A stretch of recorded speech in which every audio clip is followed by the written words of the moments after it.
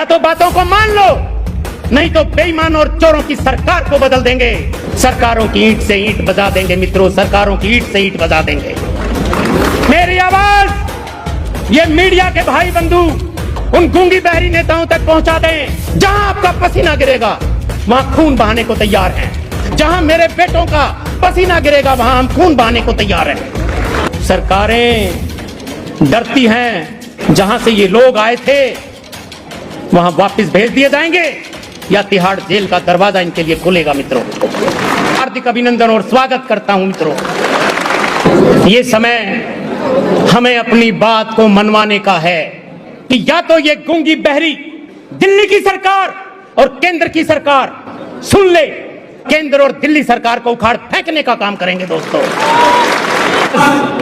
दिल्ली के चारों तरफ बैरिकेड लगा दिए गए, जैसे हिंदुस्तान और इंटरनेशनल टेरिटरी की बाढ़ कर दी गई है। कंक्रीट का फुटपाथ, चारों तरफ का जाल बिछा दिया गया है। पूरी भारत सरकार से लड़ाई लड़ेगा और जब तक इनकी मांगे नहीं मानी जाएगी भगत सिंह बनने को तैयार हैं। सरकारों की ईंट से ईंट बजा देंगे मित्रों, सरकारों की ईंट से ईंट बजा देंगे। मेरी आवाज ये मीडिया के भाई बंधु उन गूंगी बहरी नेताओं तक पहुंचा दें। हजारों की संख्या में हमारे सिख सरदार भाई और 36 बिरादरी के वो किसान साथ रहेंगे और मांगे नहीं मानी गई तो रामलीला मैदान पूरी दिल्ली का युद्ध का मैदान बनेगा, युद्ध का मैदान। क्या आप लोग अपने साथ एक एक आदमी जो यहां बैठा है 50 लोग लाने की स्थिति में है तो हाथ उठाइए। मेरे दोस्तों, हाथ उठाओ। अगर आप 50-50 लोग लाएंगे तो हम दिल्ली का रामलीला मैदान भरेंगे और अपनी बातें मनवाएंगे। और राष्ट्रीय भागीदारी मोर्चा बातों के साथ सत्ता की भागीदारी भी मांगेगा इन गूंगी बहरी सरकारों से कि हमारी बात मांगो और हमको भागीदारी दो। हम सरकार बनाने में नहीं, सरकार चलाने में भी रहेंगे मित्रों, सरकार चलाने में भी रहेंगे। 36 बिरादरी का वो खूबसूरत गुलदस्ता जिसमें हिंदू, मुस्लिम, सिख, ईसाई और 36 कौम रहेंगी, जो हिंदुस्तान का एक गुलदस्ता सजेगा, जो चौधरी छोटू राम और भीमराव अंबेडकर जी के सपनों को साकार करेगा। दोस्तों, साकार करेगा। हिंदू, मुस्लिम, सिख, ईसाई सब आपस में गले मिलकर चलेंगे क्योंकि हम सब भाई और भाई हैं।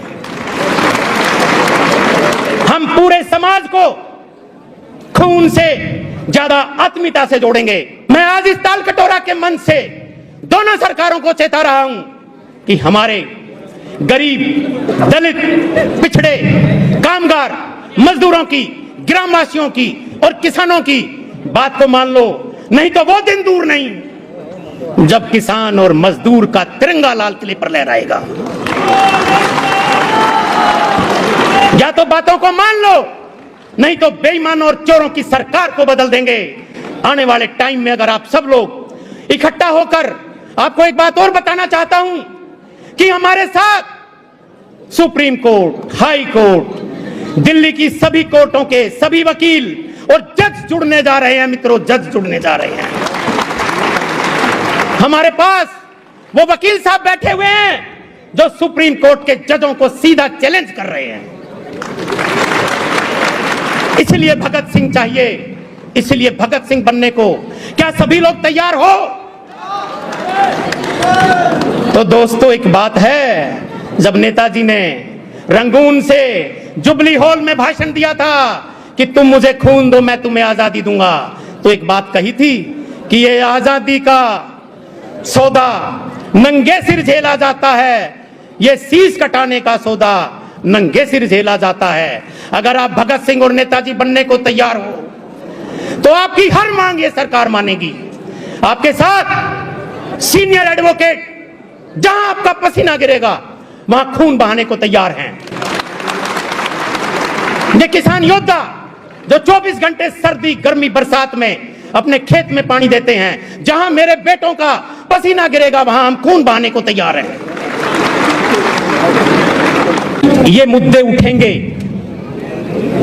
मणिपुर के अंदर जिनकी बेटी को एक मां के सामने घर से उठाकर और निर्वस्त्र करके और गंगा पानी में फेंक दिया, वो मां यहां विराजमान है दोस्तों, वो मां यहां विराजमान है।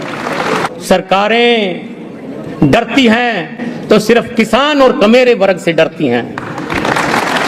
सरकारें डरती हैं तो सफाई कर्मचारियों से डरती हैं।